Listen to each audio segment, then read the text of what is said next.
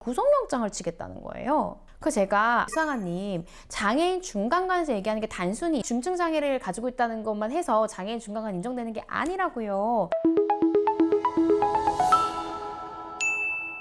안녕하세요. 여러분의 인생을 지켜드리는 인생변호사, 검사 출신 이고은 변호사입니다. 여러분, 제가 한 달에 적으면 한 번, 많으면 두 번씩 경찰수사연수원이라는 곳, 거기서 여성청소년 수사계에 있으신 경찰관분들 대상으로 성범죄 수사 방법에 대해서 강의를 하고 있는데요. 강의 내용 중에 많은 여청과 수사관들이 흥미롭게 생각하시는 부분이 있어요. 바로 장애인 중간간에 대한 법리입니다. 제가 실제로 진행하는 성범죄 사건 중에 이 장애인 중간간 사건들이 있는데요.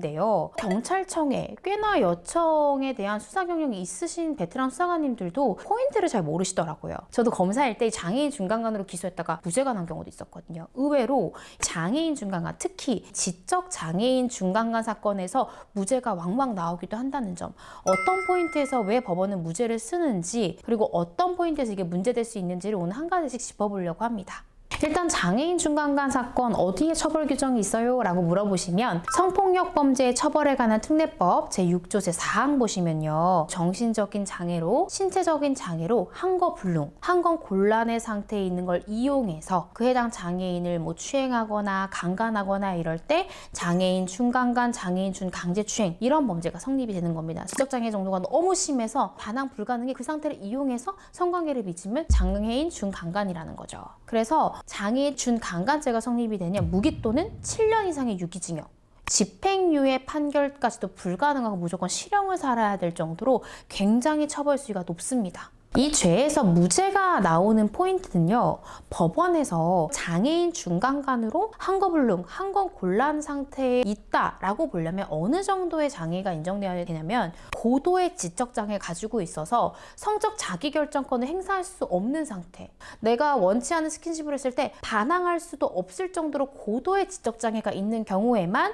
이 장애인 중간간을 인정을 한다는 거죠. 가해자 또한 이 친구가 고도의 지적장애가 있어서 성적 자기결정권 행사할 수 없을 정도를 명백히 인식하고도 그런 행동에 나아갔어야 된다라는 점에서 그 정도의 입증이 되지 않으면 장애인 중간간죄에 기소가 되어도 무죄가 선고될 수 있다는 겁니다. 실제 어떻게 선고하고 있는지 한번 판례를 살펴보겠습니다. 법원은 정신적인 장애가 주된 원인이 돼서 한거불능 상태에 있었는지 여부를 판단할 때는요, 피해자의 정신적 장애뿐만 아니라 피해자와 가해자의 신분을 비롯한 관계, 또 주변의 상황, 환경, 가해자의 행위의 내용과 방법, 또 피해자의 인식과 반응의 내용 등을 종합적으로 검토해야 한다라고 판시하고 있어요. 그래서 한거불능 상태까지 있었는지 여부를 판단할 때 법원은 피해자가 정신적 장애인이란 사정이 충분히 고려해야 되기 때문에 외부적 으로 드러나는 피해자의 지적 능력 이외에 정신적 장애로 인한 사회적 지능, 또 성숙의 정도, 이로 인해 대인관계에서의 특성이나 의사소통 능력 등을 전체적으로 봐서 피해자가 범행 당시에 성적 자기결정권을 실질적으로 표현하거나 행사할 수 있었는지 여부를 신중하게 판단해야 한다, 이렇게 판시하고 있습니다. 실제 무죄가 난 케이스를 설명을 드릴게요. 피고인은 원룸 청소를 하는 분이었어요. 그리고 이 피해자는 가끔씩 이 피고인에게 용돈을 받기도 하면서 원룸 청소를 도와주거나 아니면 원룸 청소에서 나온 폐지를 좀 가져가거나 그런 식으로 친분이 있었어요. 그리고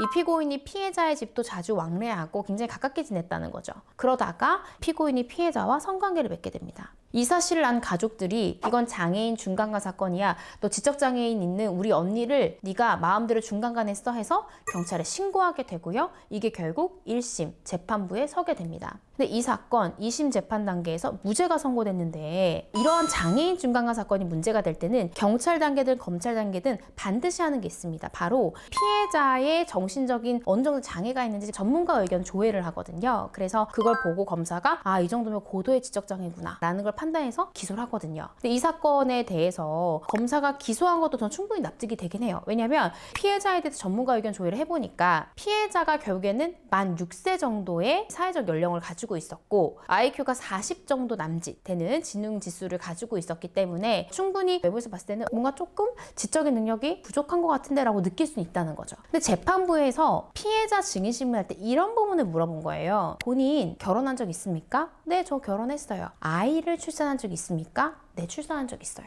한 거예요. 장애인 중간간에서 말하는 거는 지적장애로 판단 능력이 좀 미약해요 정도가 아니라 정말로 한거가 불가능할 정도로 내가 저 사람과의 성관계가 무슨 의미인지를 인식하지 못할 정도의 상태여야 장애인 중간간 인정되는 거예요. 제가 검사로서 무죄를 받았던 케이스도 마찬가지로 판사가 한 두세 가지 물어보고 무죄 쓰더라고요. 본인 결혼해 봤어요? 출산해 봤어요? 본인 성관계가 뭐예요? 라고 물어봤어요. 근데 그 피해 여성이 출산한 경험도 있고 남편과의 성관계가 어떻게 하는 건지 알고 또 판사가 그걸 물어봐요. 본인이 원치 않아요. 근데 다가와서 막 터치해요. 만져요. 어떻게 해야 돼요? 싫어라고 얘기해야 돼요. 반항할 줄을 안다. 내 의사를 정확하게 표현할 줄을 안다. 그 부분들을 해당 케이스에서도 판사가 크게 본 거죠. 그래서 피해자가 지적 장애가 어느 정도 있는 건 인정이 되고 그게 심신미약 정도는 인정이 된다. 그런데 피고인이 실은 스킨십을 할 때 하지 마세요라고 저항할 수 있는 의사표현 능력이 충분히 있고 성적 자기결정권을 행사할 수 없을 정도의 고도의 지적 장애는 아니다라는 이유로 무죄를 선고한 겁니다. 제가 지금 하고 있는 케이스도 있는데요. 아직 수사 단계예요. 그래서 피의자분이 피해 여성과 교제를 하게 됐는데 피해 여성이 지적장애가 있었어요. 근데 성관계를 한 번이 아니라 굉장히 여러 번 맺은 그런 케이스입니다. 처음에 그분이 장애인 중간간으로 지금 수사를 받게 됐어요. 경찰에서 오라고 해요 해서 피해자랑 어떻게 연락하셨어요 했더니 카카오톡으로 연락을 했다는 거예요. 그래서 제가 카카오톡 가져와 보세요 하고 봤더니 피해자가 맞춤법도 다 맞춰 쓰시고요. 성관계를 먼저 원하는 오빠 나랑 숙박업소에 가요. 그리고 나 어떤 스킨십 하고 싶어요. 이렇게 적극적으로 요청하는 카톡들이 다 남아있더라고요. 그래서 제가 물어봤죠. 그 피의자분에게 여성이 혹시 다른 남성이랑 교제해본 경험이 있다고 하던가요? 했더니 있다는 거예요. 그리고 다 비장애 성인 남성들과 교제를 했고 실제로 낙태 수술도 해본 경험이 있다라고 자기가 들었다라는 거예요. 그러면 성관계가 뭔지 원치 않는 임신을 했을 때 어떻게 행동해야 되는지를 피해자는 분명히 인식하고 있었던 거죠. 그래서 경찰 단계 때 제가 그런 부분을 강력하게 조사 때도 얘기를 하고 변호인 의견서로도 얘기를 했는데 이 경찰관이 구속영장을 치겠다는 거예요. 그래서 제가 수사관님 장애인 중간간에서 얘기하는 게 단순히 중증 장애를 가지고 있다는 것만 해서 장애인 중간간 인정되는 게 아니라고요. 저희가 카톡도 다 냈거든요. 이 여자가 성관계를 딱 얘기를 하면서 원한다고 막 엄청 여러 번 얘기를 해요. 그리고 난 어떤 스킨십이 좋아하는지까지 다 써있단 말이에요. 이 정도를 장애인 중간간으로 볼 수는 없다. 그러니까 도덕적으로 비판하는 것과 형사적인 처벌이 되는 건 좀 다르다고 했는데 수사관님이 검사 선에서 기각이 됐는지 그런 말이 싹 없더라고요. 그랬는데 이 수사관은 그대로 검찰을 송치했고 검사는 결국 보안수사. 왜냐하면 의견서에 제가 합리적으로 썼기 때문에 검사님도 그 부분에 상당 부분 수긍을 하는 거죠.